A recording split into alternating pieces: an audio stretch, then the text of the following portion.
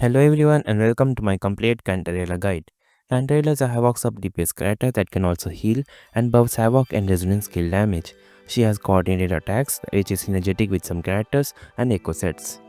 In this video I will cover everything you need to know about her, so without any further ado let's jump right into it. Let's start with the easiest part, her liberation. Using the liberation deals an initial instance of damage and unlocks her coordinated attacks, which works basically the same as JJ's coordinated attacks. Dealing damage will trigger her attacks per second. This can be triggered up to 21 times or it lasts until 30 seconds. The damage of these attacks is very low and are single target. Also, casting the liberation is considered as casting an echo skill. There are two reasons for this. The second inherent skill gives 6% havoc damage bonus for 10 seconds upon casting echo skill. It can be stacked twice. After casting her intro skill, when any character casts echo skill, Cantarella recovers 6 concerto energy. Same echoes can only trigger this effect once. This effect can be triggered 6 times with a cooldown of 25 seconds. This is really nice as it helps with her concerto generation. Now we move on to her forte circuit. She has two types of forte stacks, one is called as trance and the other one is shiver. She can hold up to 5 stacks of trance. She gains one from her intro skill, one from basic attack stage 3, one from casting the basic resonance skill, and 3 from her liberation. Casting her intro skill also lets her skip directly to her basic attack stage 3, so these stacks can be gained easily. On having a stack of trance, casting a heavy attack will make her enter a special state called Mirage. Cantarella can do this attack as long as she has trance, it doesn't need to be full. But for her concerto generation, we mostly need to get full stacks on her. When in this state, her basic attacks, mid-air attacks and dodge counter is replaced. These attacks consume one trance stack, heal the team and give one stack of her second forte called as Shiver. The basic attacks in this state is a 3-hit combo. The Mirage state unlocks her second resonance skill. Casting this skill is considered as echo skill, which is good for her passive, and enemies hit by this skill are affected by Hazy Dream.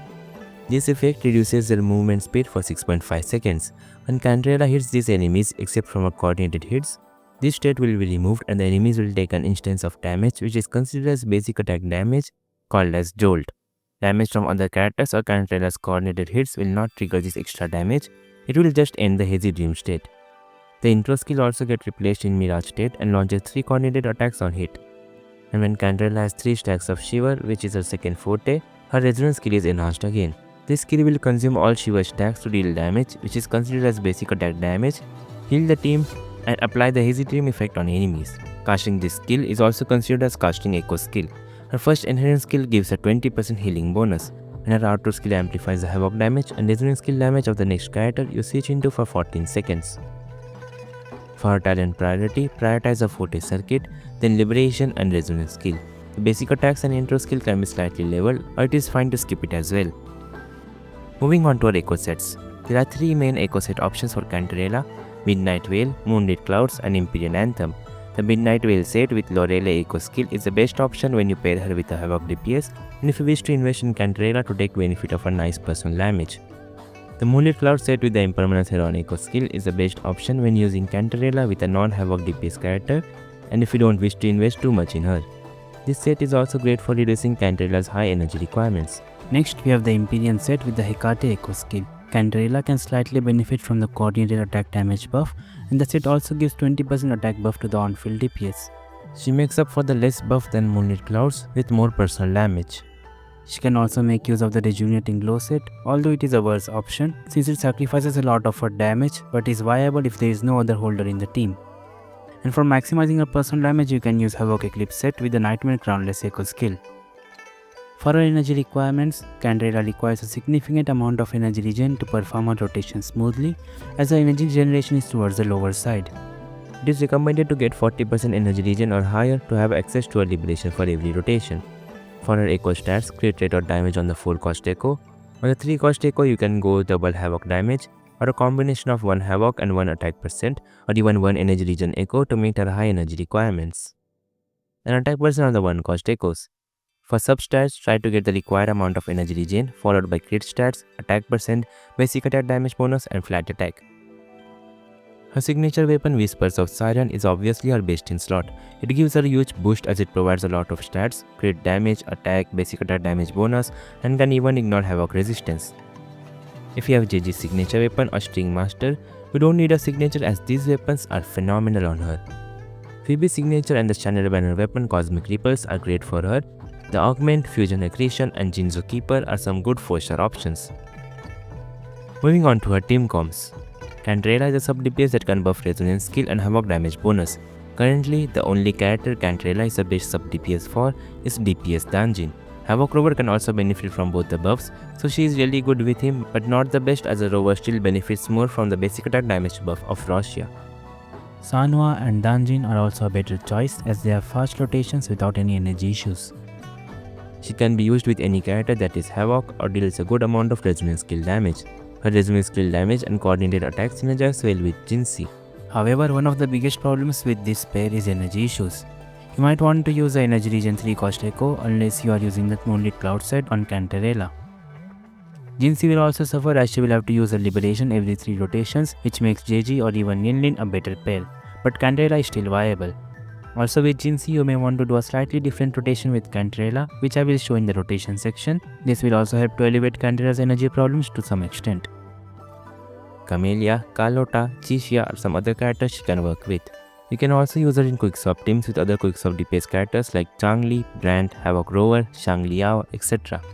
I highly believe that a DPS will be released in the future that will be made for Cantarella. Moving on to her rotations.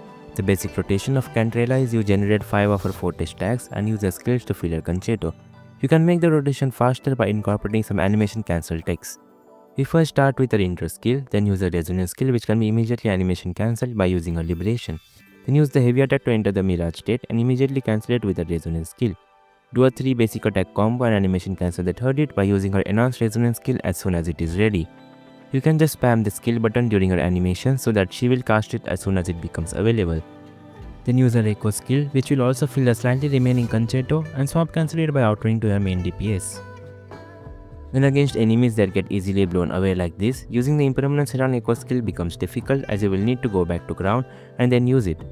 It is not that big of a deal, but you can use the Heron echo skill and quickly dash cancel it before using the heavy attack to enter the mirage state. Cantarella also has many swap cancel windows. You can technically swap all of her resonance skills, even her basic attacks, especially in the mirage state where her animations are very long. Of course, you won't be swap cancelling at every stage, but you can make use of it by swapping the attacks which cannot be animation cancelled like the enhanced resonance skills, while pairing her with DPS characters that also have swap cancel windows like the Havoc Rover or Changli. This helps with the 4th generation of the Havoc Rover as well. While using her with Jinhsi, using Cantarella's Liberation at the beginning of the rotation will work better. So start with the Liberation and Resonance skill and swap cancel into a sustain support. Fill their concerto and intro to Cantarella and use their skill. This skill may not be needed, but it helps with resonance energy generation.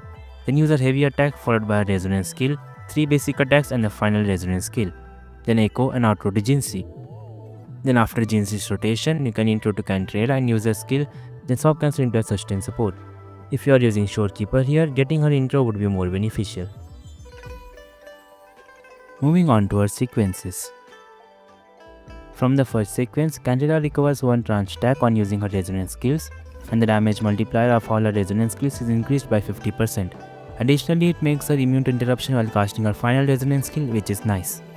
Now the H2 can be one of her best sequences when combined with the secret tech, which I will mention in a bit. This skill sends the enemies in hazy dream state on hitting them with the initial hit of a liberation, and the damage of the jolt which is triggered on hitting enemies with the hazy dream effect with Cantarella is increased by 245%. The third sequence increases the multiplier of the initial hit of her liberation by 370% and activates mirage state without having to cast her heavy attack, which is really nice as the heavy attack sends her in mid-air, which is not synergetic with some echo skills. And the fourth and the fifth sequence are stepping stones to the biggest upgrade, which is her S6. There is a secret tech to trigger multiple jolt attacks which was found by Sweetly. We all know that hitting an enemy in hazy dream state with Cantarella triggers the jolt attacks. But doing multiple instances of damage at once will allow you to trigger the jolt damage multiple times. Well, Cantarella doesn't have any skill inbuilt to trigger it, but she can take help from Echo skill. And one of the Echo skills that can do it is Hecate, which can do 3 attacks at once and is a skill from one of her best Echo sets. There's one more Echo skill that can do it, which I will mention in a bit. This is how much jolt damage Cantarella deals with only level 6 skill, and the Hecate lets you do it 2 additional times. So this can make the Empyrean set a better choice. And it can be cast in mid-air, so there's no issue with it. This becomes more significant with the second sequence. And the second echo that can trigger it 5 times is the Glacier Rex echo skill. However, using this skill means giving up on the 5-piece echo set effect and using combination of 2-piece effects instead. It can be worth it if you have a H2 cause you can trigger the jolt trick twice in a rotation and the H2 buffs a jolt damage by a lot. This echo skill has a cooldown of only 8 seconds and from our H2 using her liberation will also apply hazy dream effect, so you can potentially trigger the effect twice by following a rotation like this. Do note that this echo skill needs you to be on ground, so you need to wait a bit before using it. And that's all for this video. I hope you guys found it helpful. Don't forget to like and share the video and subscribe for more Wuthering Waves content. Thanks for watching.